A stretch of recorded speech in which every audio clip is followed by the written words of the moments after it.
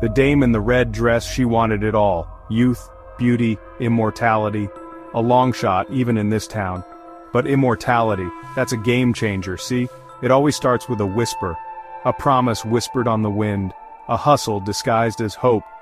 They say death is the great equalizer, but they haven't seen what's coming. They call this city, the city of angels. But I've seen more devils than angels in these dark alleys. Everyone's chasing something here. Fame, fortune, a second chance. Me, I'm chasing the ghost of a story, a whisper in the binary code. Digital immortality, they call it. Living forever as a string of ones and zeros. But in this city, even the shadows have secrets. I've always been a man of simple tastes. Whiskey straight, story straight, and the truth, well, let's just say the truth is a fickle mistress. The pursuit of living forever, it's a tale as old as time itself. Kings, queens, emperors, they all craved it, the elixir of life, the fountain of youth, all dead ends. But this digital immortality, this is different. This is the future knocking at our door, and it sounds a lot like a hacker breaking into the mainframe. Digital immortality. The idea's been floating around since the dawn of the computer age. Back when computers were the size of a city block and just as clunky, the geeks, the dreamers, they saw the potential to upload your consciousness, your memories, your very essence, into the digital ether. A few decades ago it was science fiction. Now, it's not so far-fetched. Companies are popping up like mushrooms after the rain, promising to make you digitally immortal. Upload your memories, your thoughts, your entire digital footprint. They'll create a digital you. A copy so perfect even your own mother wouldn't know the difference. But there's a catch, see? There's always a catch. Because what is a copy but a pale imitation, a ghost in the machine? Can you really call it living if you're just a bunch of algorithms running on a server farm somewhere in the Nevada desert? So how do they plan to pull it off, this digital resurrection? It's a combination of cutting-edge tech and good old-fashioned data mining. They're talking about brain-computer interfaces, artificial intelligence so advanced it'll make your head spin. They'll map your neural pathways, record your synaptic responses. Every memory, every quirk, every bad habit digitized and stored in the cloud. They'll crawl through your social media feeds, your online shopping history, even your goddamn search engine queries. They'll build a digital model of you, a virtual puppet that talks, walks, and remembers just like you. But even the best algorithms can't replicate the human soul. And that's the rub, isn't it? Because when you strip away the flesh and bone, the hopes and dreams, what's left? Just a collection of data points. A shadow of your former self. The allure of immortality is a powerful drug. To cheat death, to defy the natural order, it's a temptation that's hard to resist. Imagine it, all the time in the world to learn, to travel, to experience everything life has to offer. No more fear of death, no more goodbyes, just endless possibilities.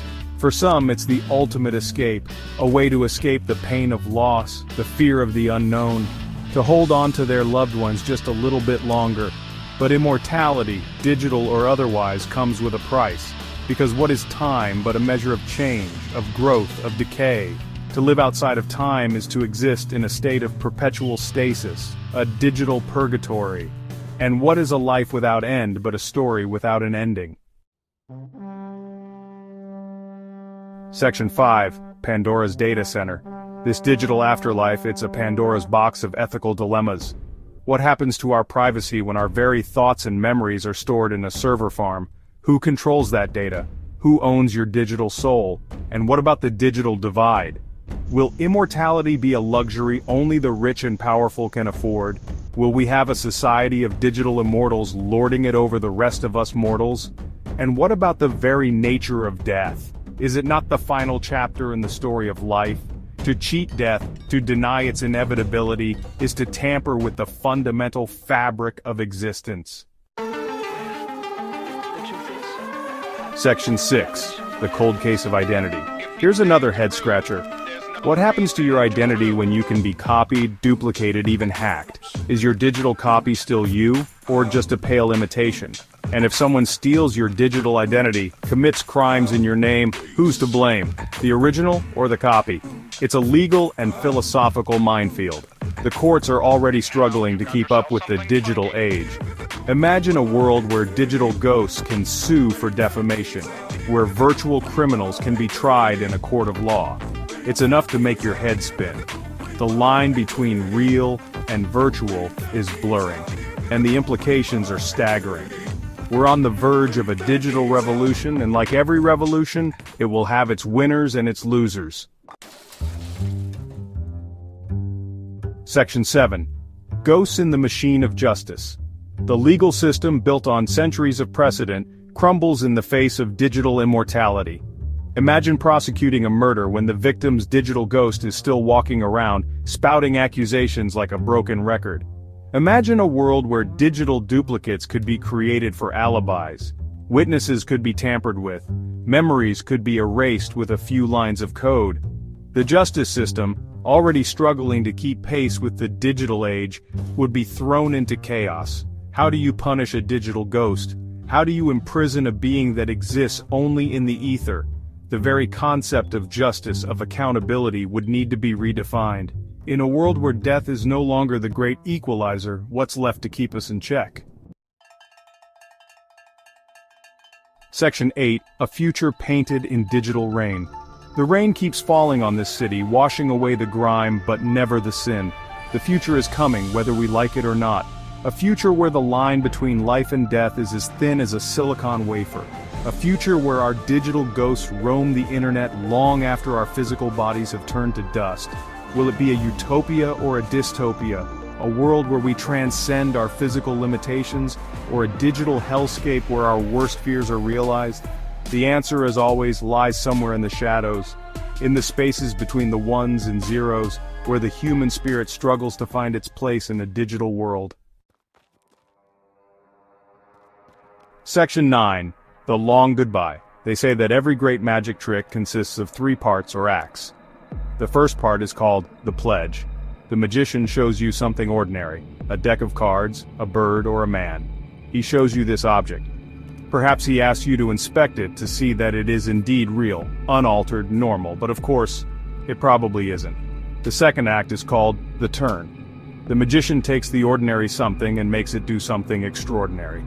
Now you're looking for the secret, but you won't find it because of course you're not really looking, you don't really want to know. You want to be fooled, but you wouldn't clap yet, because making something disappear isn't enough, you have to bring it back. That's why every magic trick has a third act, the hardest part, the part we call the prestige.